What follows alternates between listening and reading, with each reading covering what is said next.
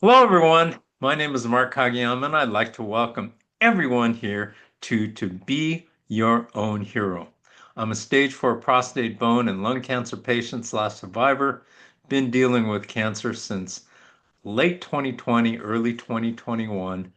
Doing very well, and I hope all of you, wherever you are in the world, are enjoying a beautiful day.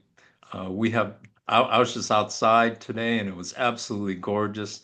Last night was our coldest night of the year, and we got down into the 30s, and so we're just bracing for winter, like many people throughout the country. But anyway, enough of that. And you are going to be in store for an absolutely fantastic interview here.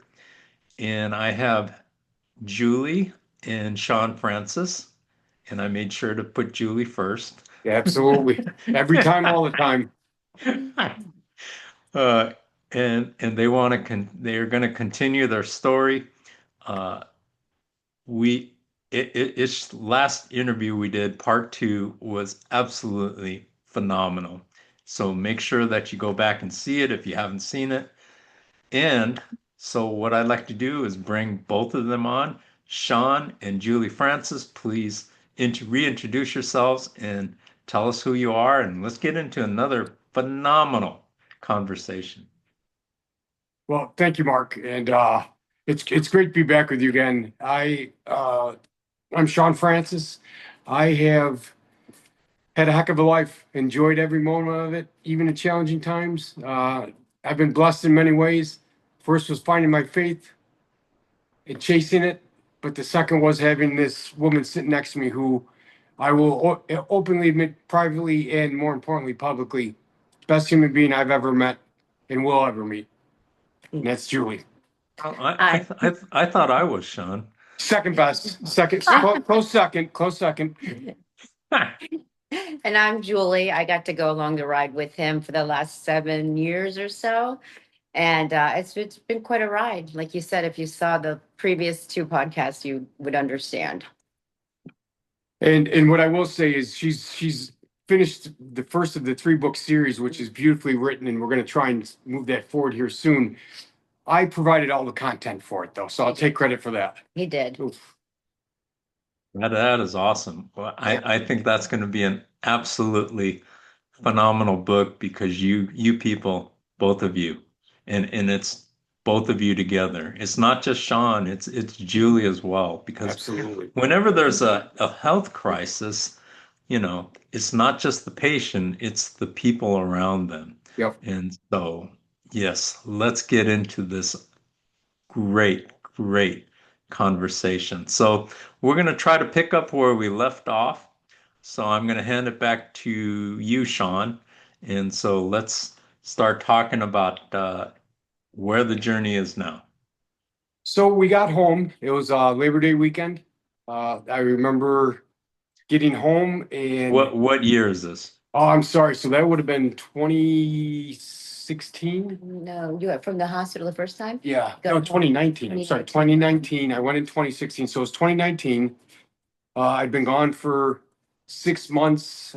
16 days of that was the nap that I took. Some call it, the medical community calls it a coma. We got through that after less than a 5% chance of survival. At that point, when I got home, I realized I needed to make a change in my life, and I was going to start with the recovery, and I was going to focus on chasing my faith, reconnecting with my faith, and chasing my faith on my wife and on mini me of my wife, our at the time young daughter. She's now 9, going on 29. But I was going to focus on the recovery, and I was going to do everything I could to come back to be not just the man I was before, but to be a better man in all ways, spiritually, emotionally, and physically. One of the things I learned early on from my father, I was blessed to have been raised by a Green Beret, and he was a Marine. My grandfather was a tail gunner in World War II, flew 50 missions. So I was raised by military men who instilled strong values in me. One of the best lessons that I was taught by my father, and I think helped me survive, was there's a lot of things that you're going to set for goals in life. And there's some that you're going to accomplish and some you're not. You're going to have bad days, you're going to have bad luck. You're gonna have times where you face people that are better than you, just have more skill. They're gonna have better days than you. You can't control any of that. But the one thing you can control, you have 100% control over one thing and only one thing. And that's how much effort you put in. So don't ever miss a goal and have to look yourself in the mirror and say, damn it, I wish I tried harder. I've never had to do that. I haven't accomplished every goal, but I've never had to look myself in the eyes and say, you could have tried harder. And I think that gave me the will to fight to get home in both illnesses, but it also helped me double down on the recovery. So we went from when I first got home to where Julie had to literally strap me to her back and carry me to the bathroom or carry me to the bedroom to go to bed at night. Obviously, couldn't be active with my daughter and play with my daughter, which is all I wanted to do. And it was degrading and it was depressing. And it Let just, me pause you. Let me pause you right there, Sean. sure. Julie, how in the world were you able to do that? Because I Yeah. know how big is Sean? Was Sean at that time? He's about 6 foot, and but he was only about maybe 140 pounds. Yeah. I That's lost still a lot of weight. 60 pounds. Yeah, and I'm about 5'2", and I weigh about 115, but I'm I'm stronger than I look. She's one big muscle. I mean, she is. I'm stronger than I look, so it really wasn't that difficult. I mean, it was difficult, but you just do what you have to do. Yeah, That's but all there's to she's it. downplaying it, Mark. So she was a gymnast and diver and swimmer in college, compressed all her discs while she was carrying me around during the first illness with the alcoholism, compressed them worse. I mean, put Ooh, herself in the hospital over it. wow. I call her grind. She's walking grind. And I mean that as the utmost compliment. She grinds in everything in her life. Part of the reason we connected, right? I just told you my story about you control every part of your effort. You have 100% control. She lives embodies that. Wow. Wow. Yeah. But by the way, let's go back. How did you two meet and what attracted you to each other? Oh gosh. Oh dear. Oh boy. No, I mean, let's not get into that part. So So I think we might have told you this last time. My girlfriend owned a bar, and she was short a bartender, and I worked a full-time job, I didn't after hear this, college. by the way. Oh, okay. So I worked a full-time job. She called me in a panic because she just opened this bar. One of her bartenders didn't come in. She's like, and you "Will did it please and you come bartended in in?" college. Yeah, I bartended in college. So I said, okay, I'll come in and help you. She's like, can you give me one day a week? And I was like, yeah, I guess for a little bit, not forever. So anyway, the first night that I went into bartend, Sean was sitting at the bar, and I noticed him a little bit. And then he started asking me for pieces of gum after pieces of gum after pieces I of had gum. quit chewing tobacco. Yeah. So I wanted to chew on gum, but I also wanted to get her attention a little bit and be able to interact with her. I'm not Yeah. gonna lie, I wasn't. So that's how we met. He took all my gum, and I took his number at the end of the night. And I think I called him a couple of days later, and we just became really good friends. Actually, it wasn't anything other than a friendship for a good 6 months. I think we were both going through a pretty bad divorces. His was a little bit easier than mine, but we were just each other's support system. So through that, we just really just connected on a bunch of different levels. And 6 months before our first date, though. Yeah, yeah, 6 months. We were friends for 6 months. We had met in a former life at GE, Yeah. hadn't seen each other in decades. I wound up coming back to Erie for a GE leadership position there and took my team out. We were running a big reduction in force and they needed a break. So I took them to happy hour and she was bartending. We connected And yeah, we just became really close. He was like my best friend, and within 6 months, he knew everything about me. I could talk to him. I didn't feel like I had to hide anything from him, and we just really connected on that level. That's why I always say, marry your best friend, because you'll have a happy marriage. So that's really what it was. and Wow. then I moved to Florida. I Yeah. leave GE. Yeah, he's gonna I'm leave. going to go down to Florida as the Chief Human Resource Officer for Florida Power and Light Next Era Energy. And I tell her I just put in my 2 weeks. So for 2 weeks, we had a ton of fun because I wasn't working. I was only doing some transitional stuff. Got connected then. And she decided to come down for a visit. I was down there for a week by myself, and she flew down with one big suitcase and never left. Pretty much. Then 15 years later, 16 years later, here we are. I mean, I just truly admire the love between you two. I mean, you exemplify what love really means between a couple. And that's why you're still here today. So Yeah. let's get back to your story. And I loved hearing that. That it's always cool to kind of hear the backstory. Uh, so let's get back into the main story that we're here for. Okay. Do you want me to pick it up from here? Let me just do one thing about the PT. So we wind up Oh, yeah.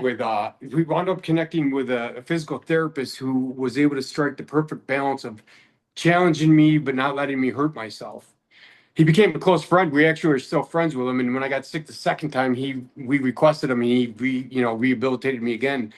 But what I did is when he taught me the different activities and exercises to do, and I started to get stronger over maybe what 3 4 weeks. Yeah. I started doing double sessions, and I would literally do morning and afternoon. So I was going to make the most of every single day I had, and not to would be a sin.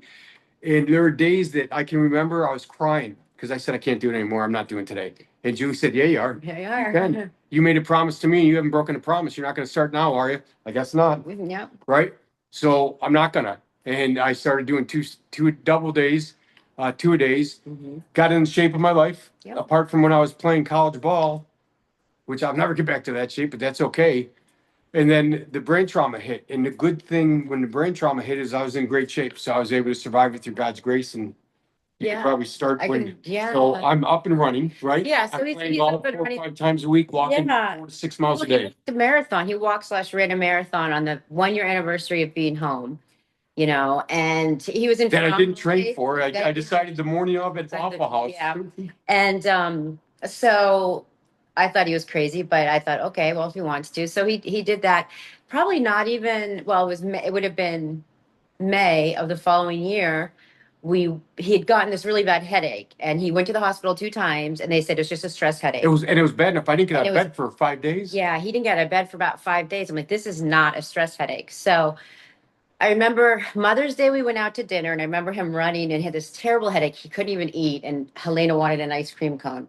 She was only about 4 at the time. And so he walked to go get her an ice cream cone across the way. I get him home the next morning. I'm already up and I'm showered, and I go into the bedroom, and he said, "Why are those people staring at me? Why are those guards staring at me? Why do they have a gun? And why do they have weapons?" And I was like, "What are you talking about?" And then he said, "Do you want the chocolate ice cream before I put it back, or what?" And I realized he was hallucinating. So I was like, "All right, babe." And then he tried to get up. I said, "No, you lay here. Don't move." And I ran and I grabbed Helena because she was so scared and traumatized from the first illness that I wanted to get her to my friend's house, who lived like maybe 5 minutes away, if that. And on the way home, I called 911 and explained what happened, that he was hallucinating, and they could barely get him out. They had to put him in a chair to get him out. And they got him to the first hospital, and they conducted a scan with contrast, and they found the hydrocephalus and the issues in the brain. And they life flighted him to Emory, which is in downtown Atlanta, which is about an hour away from the house. And he was within 45 minutes of dying. Like, they'd never seen somebody with hydrocephalus that severe living with their heart still beating. So And Mark, we don't do anything half-assed in No. our family, both good and bad. We overachieve. This No. was one of the bad ones. yeah, and the Can doctors you had my can you Go ahead. explain what hydrocephalus is? Because I don't know myself.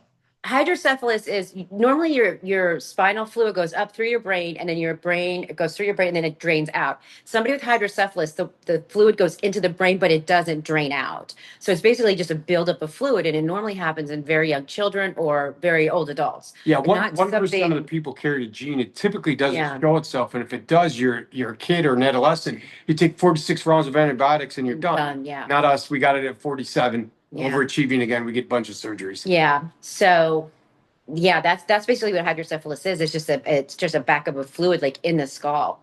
And it creates a tremendous amount of pressure. And that's what he was experiencing for a week. And they kept missing it at the hospital. So by the third time that he went, he was just I think they probably figured out that, okay, this could be possibly hydrocephalus or something of that nature, swelling to his brain. So they life flighted, and the doctors called me, and I said, "I don't care what you have to do, save him. You don't need to call me and go through a whole list of things. I just need you guys to do what you need to do when he gets there," because I knew how bad it was. And so they said, "Well, we still have to call you really quick and get your permission." I said, "That's fine."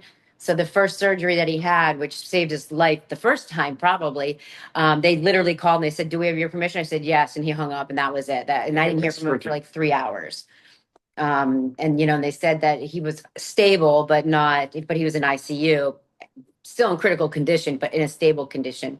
And the unfortunate thing was they had to place shunts, and they were having a very difficult time with the placement in the shunts. So they had to go back in a total of 17 times, moving the shunts around, which could lead to severe brain damage and death. So, and it was crazy. Whoa. Let me pause you. You said they had to go in 17 times, which 17 means times. he had 17 surgeries. 17 brain surgeries. Wow. But it wasn't 20. 20 would have Yeah. been excessive. Yeah.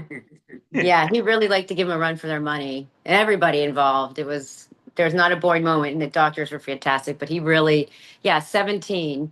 And They ran out of protocol. they ran out of protocol. And the nice thing is because Shaun and I know each other so well. A couple good stories. Number one is, first of all, I could always tell when something was wrong with him. Yep. I couldn't go in because it was COVID. So we would FaceTime 3, 4 times a day for a couple hours at a time. We would just set up the iPad and leave it, like whatever we were doing. If we were in the pool, if we were eating dinner, we just kind of carried him around with us. So I felt like I was there. I wasn't in a Yeah. hospital room. Yeah. So, but I could tell like right away when I would FaceTime him, I would say, Shaun, get a doctor, get a nurse. I need to talk to him. And I would say, there's something wrong with him. Get him down to MRI.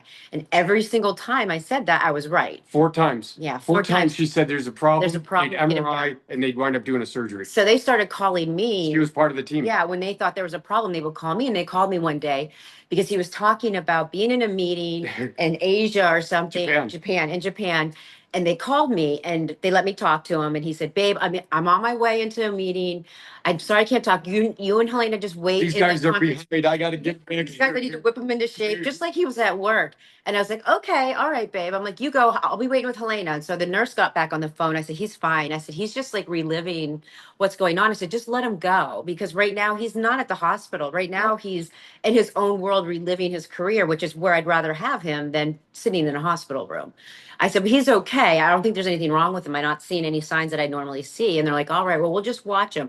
And we went on a trip around the world while he was in the hospital. All the countries he lived in. all the teams I worked with. Yeah, he would drag me along. And Lunch with the Queen of England. You remember? I'm going to try and get you to meet the Queen. I'm not sure. But and it was, and I said, just let him be in his own world, and it was great. But you think about that, Mark. I'm in a hospital. I'm tired. When I'm cognizant, I'm tired.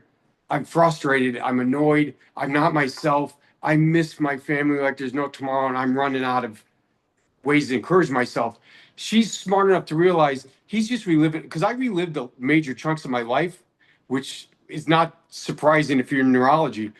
So it was great because I was at work in different countries. Kazakhstan, I remember being in Kazakhstan and complaining about how cold it was. Yes. I got to relive having lunch with the Queen of England, which was neat. So she was smart enough to say, he's not sick, he's reliving his life, and he's not in the hospital room. Let him go. Engage with him. Trust me, you're going to enjoy the stories because they're true. Mm-hmm. Engage with him. Let him live it again. He's feeling good. And she was so right, because I look back at that time in the hospital, didn't realize then what was happening, realizing now how genius that was and what a blessing that was to relive good parts of my life. Mm-hmm. Yeah. So that was wild, It was wild. It was wild talking to him, And sometimes he didn't have time to talk to me because he was going into a meeting, which was fine with me. Because he didn't want to talk to me anyways. I don't blame you. No, because he was elsewhere. He wasn't on an iPad in a hospital talking to his wife. He was in a meeting in Japan or Asia or Europe or somewhere crazy. So it gave me a little bit of comfort too, to know that his mind at least wasn't trapped in that hospital, because he was there for so long. So, but they did 16 surgeries. They asked me early on to put him in hospice. They asked me a total of 3 times. And you might want to tell this story. Yeah, third time. Third time, So, yeah. I'm allowed to say this per her request. My wife, I think the world of, and I have the utmost respect, but she's a bad bitch, man. She's a bad bia. And the third time she got belligerent. So you figure you got 4 neurosurgeons and their staff there. She's on the phone dressing him down. And if you don't know neurology, it's the top of the totem pole in the medical field, and the egos go with it. So they've got a patient's wife dressing down 4 neurosurgeons and their staffs. And she said, look, I know my husband's wishes firsthand from when he got sick from the alcoholism. And you don't know my husband. If anyone's going to survive this, it's him. Use him as a vessel, and you guys go change the world together. And that's when they tried the new And protocol. that's, yeah, and I said, don't call me back until you figured it out, and I hung up on him. Hoping that it would really get him to move, which Motivate. it did. It motivated them. About 4 days later, they called me and they said, okay, we have this really crazy idea on how we, because I said, you guys need to really think outside the box here, because if you just stay on protocol, he's not going to make it. I said, so please think outside the box. So they went back to a case study. It was like from 1959. It was treatment that they used on tuberculosis patients in the lungs, where they put in a mixture of To break up the infection, To break up the contrast steroids and clotting agents. yeah, steroid and a clotting agent to break up the infection, which he now had in the brain, along with the hydrocephalus, which is why they were having a hard time placing the shunts. And the mass formed in the middle of the And the brain. mass formed in the very middle of the brain, so they were even having more difficulty, and they had to get pediatric shunts sent in from Asia, and they had to adapt them. So it took a couple extra days. So it was like on borrowed time at this point. But they called and they said, what do you think? I said, do you think you can get him off the table? Because they were going to do it in his brain. And they had 7 minutes to open him up, get in there, shoot the clotting agent and the steroids, and then set the shunts and close him up, or he would hemorrhage to death. And I said, do you think you guys can get him off the table? And the one doctor, Dr. Amelie, said, I can get him off that table. I said, then you're going to do it. And that was it. That was, I mean, it was a Bye-bye. no-brainer. They It was go- a but they- no-brainer No for pun me. intended. Yeah, it was a no, yeah, no, exactly. And it was just, it was just a no-brainer for us. For me anyway. Well, it And- would have been for me too. That's the Yeah. thing. You were speaking Yeah. my I knew what voice you for wanted. me when I couldn't, and you spoke Yeah. exactly how I would have. Yeah, so they snuck me in the day before the surgery. They I remember surrounded, this. you remember this? Yep. Me and my daughter, and they said, we're gonna meet you at this door of the hospital, and they kind of got around me, and they kind of like hid me and like got me to a private room, private like waiting area where there was nobody, and they brought him in. So I got about a half an hour with them. I didn't say anything to him. I didn't tell him what was going on the But it was next day. basically say goodbye because they They ain't weren't giving up sure. the table. Yeah, they weren't sure, but I got to meet the entire staff. There were like 30 of them came, scared the bejeebies out of my daughter because there were so many of them. And they all came in at once because they wanted to meet us. Because by now they weren't so upset with me. Now they You're were, a family. yeah, now they were understanding that I was just fighting for his life. But don't downplay that. So not to cut you off, but you made both times I got sick. One of the things that you did, which was great, and why neither staff quit on me, was you made me human. You didn't make me a patient. You made me a father, Right. a husband, a son, a brother, and so on. So when they looked at me, they didn't look at me as a patient, Mark. They looked at me as all those other things that I was. And that's when I talk about her being genius, that's just one thing most people wouldn't think of, right? She thought of it, executed it. Yeah. So, Let me pause you right here. I want to say something because that's a very important point. mhm, You know, one of the things that for those of watching, I always advocate I always say advocate for yourself. And in this case, if mhm. you yourself can't, make sure you have somebody Yes. who can. Yes. Because, and what a beautiful point that was that you made.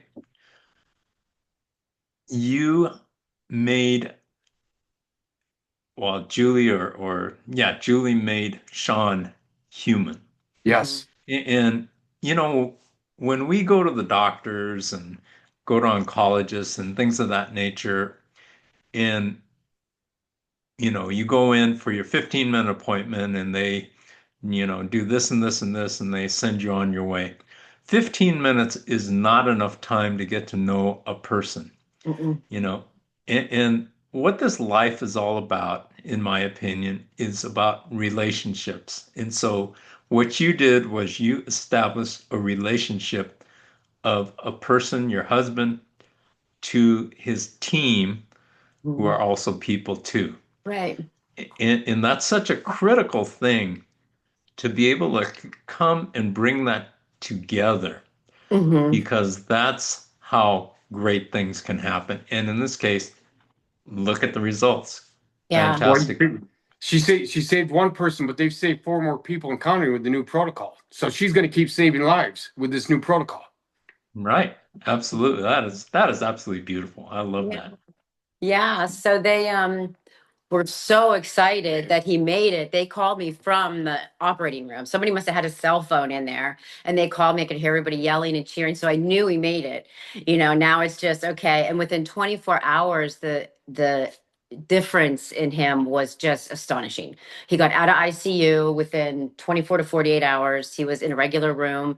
And within a few days from that, I was bringing him. Well, he went to rehab. He was going to go to inpatient rehab, but I went and got him. But pull that string, because this is an important part of the Yeah. story too, about connection and your. Yeah, he was having a really hard time even in the hospital. And by the time they wanted to send him to in-house rehab, because he was a 24/7 hour patient at this point, because he was basically the mentality of like a 5-year-old in a 40 or 50-year-old body. And they said he's going to forget that he was sick. He's going to do this. He needs 24/7 care. And I said, okay. So I talked to him. We decided to send him to in-house rehab.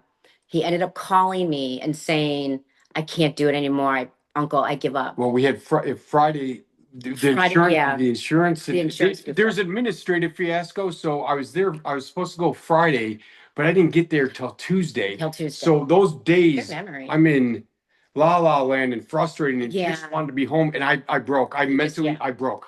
And I said, that's it. And I literally, I can remember You said, saying, Uncle, Uncle, and I'm I done. knew. I give up. I'm done. And I knew, and that was right when he got to the rehab facility, which was like an hour and a half away. And I said, okay, I'm coming to get you. And I called Dr. Amelie and I said, I'm going to get him. And he said, do you think you can handle it? And I said, I don't have any other choice, because if I don't go get him, he is not going to make it. He's not going to make a recovery. He is like at his breaking point from being away from his family. He needs to be with me. So they were nice enough. They all gave me their phone numbers. I mean, anything I had a problem with, like I could call them and ask them, but it was a 24/7 Yeah. job with him. Well, I came mean, home as a 5 or 6 year old. Yeah. Couldn't be left home alone for a year. Lord knows I leave the fridge door open or leave the stove on or something like that. Yeah. Couldn't drive for 2 years. Couldn't drive with Helena by myself for 2.5 years. Mhm. I mean, it was, Mark, when we say we were starting out at a 6 year level, and that might be generous, but I mean, I had to learn how to eat again. I had to learn how to walk, run, Right. read and write. Yeah. I mean, it was, now it accelerated because the pathways were already burnt, right? So I was Right. just waking them back up, but it's not like it was, you come back and you're functioning right out of the gate. No. She's on my hip every step of the way, like she's raising a 6 year old with attitude, a 6 year old with attitude, because I don't feel like a 6 year old. Yeah. And he was a great patient. To give you an idea of how odd it was with him, was he didn't know the difference between AM and PM. So he didn't know if it was dark out at 6 o'clock or 7 o'clock at night, if it was 7 in the morning, or if it's dark at 9 o'clock at night, he didn't know if it was 9 o'clock in the morning. So to get him to understand AM and PM6 months. took him a long time to like put that correlation together. And I would have to put boards Remember up. storyboard, yeah. Yeah, I put storyboards up all over the house to explain you took a nap at such and such a time. It's still going to be Tuesday when you wake up, but it might be dark because it's going to be 6 p.m. possibly. We'll have dinner when We'll have you're up. dinner when you're up. And I would have to write all this stuff on there. There were boards everywhere, like every corner of the house, by everything, just to explain to him, like, you can't get up. If you need something, remember to call Julie. Don't try to get it yourself. Just yell for her. Just all this craziness that was just like all over. And the there were house. elements like that, Mark, that are my speech therapist during part of the recovery and rehabilitation was working with speech therapy. And it's not about speech therapy. The big piece of that was for memory. And she was doing like these storyboards for when I took a nap, or when it was hard, I mean, I was working this like a full-time job, and if I'm exaggerating, correct No, me, you're not. 10 to 12 hours a day, 5, 6 days a week. And there were times where I'd get discouraged or depressed, and she started putting this, it was called the wind board, and I can remember, and she'd say, you can do this now. Yesterday you did this. Last week you did this. Next week we're going to try and do this. Let's go. Yeah. And it was just enough to say, hey, I'm moving forward, right? Yeah. I'm still moving forward. Let's keep grinding. Yeah. And she just, every time I started to hit that rock bottom, she knew it, and she'd find a way to lift me up. Yeah. And Every time. that board was helpful because I think I could see the progress, but he couldn't see the progress. And it wasn't I fast could enough. see it, and it wasn't fast enough for him. And I mean, we did everything. When we played, I don't know if I told you, we played. Well, but I know if I told Mark, would play memory. We started with 4 cards. And I made him match the 4 cards, and we moved to 6, then we moved to 8, then we moved to 12. I would keep upping it. And then I bought him a Simon Says machine so he could play The Simon game with the four, with the 4 colors, that with the tones that ring, and they and beep you and you do a have, pattern. yeah, and you have to repeat. How many what he's done hours? for Remember the note hours. cards you did? Yeah, I did note cards for him, and instead of just writing words. No, it started with words. Well, it and started then with words, and then I you got, pull a string, okay, do the so progression. it started with words, and like I would flash him, then he'd have to tell me like what 3 things were. Well, I started putting just like a blue line, and I'd write like the number 4, and then I'd put a word, and I would make him tell me what they were. So he'd have to different say, senses and different. yeah, the color blue, the number 4, And the word and the word pig. yeah, whatever it was. And we still have those cards. I mean, we look at them every once in a while and shake our heads. I and still oh my gosh. struggle with them. But it was a different way, I thought, anyway, to have him learn. But And the speech therapist is like, that's genius Yeah. because of the She thought- neurological paths that are fired. yeah, so anything I And could routine, do. and routine. Remember about the Yes, routine? I did. I put them both into like when you have Both being me and Hoyne, huh? yes, both being him and Helena, into when you're doing sleep training with your infant, you do the same thing every day at the same time, so there's no anxiety. So you take away the anxiety of I'm not sure what's next. Yes. Which is big for a kid, but you think about I'm a 6-year-old mentality. Right. And I still have a little bit of this where I want at least high level what the routine's gonna be or what I can expect. And every day I didn't know what to expect. And she could see my anxiety would build every morning. Then I'd get through the day and then it would start to build again at night because I knew in the morning Right. I was facing the uncertainty. Yeah. She saw it. Yeah, so I put together just a schedule for us. From this time to this time, we had breakfast. From this time to this time, he got a shower. From this time to this time, we went outside for an hour. From this time to this, I mean, no matter what it was the same thing every day for months at a time. And so it took away his anxiety. And so he was able to focus on getting better instead of worrying about focusing next? on what's next. What are we going to do today? Well, it doesn't matter what we do today. We're going to be together. So who cares what we do? So Yeah. let's put it into a schedule form for him. And that way he can not get anxious, and because as soon as he would get anxious, his memory and everything would just go Everything shut back. down. My functionality went Yeah, back to but where would it go was backwards. during illness. So my job was to also keep him from getting anxious and worked up. Other than that, it was a pretty easy task. Well, and the nicest thing was that Helena switched her days and nights. So he would be up all day and she would be up all night. So there was a stretch that I was up for 11 days straight. And I finally called the doctor and I said, I need to sleep. And I explained to her if she knew what was going on. So she wrote me something. I went to the pharmacy, told the pharmacist, and she goes, take 2 of these and lay down. And thank God we had a friend that came over to help me so I could sleep for a little bit. But you slept like a day, didn't I you? did. I slept like a day. They were there for like a day helping me and taking care of them and stuff. And I could not go one step further. I mean, I had hit the end of my energy and of my being able to be safe with them because I was keeping 2, well, at the time, small children alive, basically is how I felt. And I needed to have my wits about me. So I needed some I sleep. kept it exciting. You have. Thank you. Wow. So That is- yeah, and he's made that a is- full recovery, I mean, it's been amazing. I mean, and in between that, I mean, it's just, you don't realize how much you pray and you lean on God and you think, just help me get through this, and you do. And it's amazing. What's he do? He fills up He the cup. fills and up, he's- yeah, I mean, that's what he Generations. did because I prayed a lot. I can't remember how many times I said, oh God, please, I just need a little bit more strength to get through the day. And I would do it. He gave it to me. And just when I thought I couldn't go any further, he'd do it again, and it was amazing to get through. And it was amazing to watch him progress. Because once he started progressing, it got fast. It was like a snowball, but it was a slow go. And it was difficult at times. How were you able to sustain yourself financially through all of this? I saved my first community money.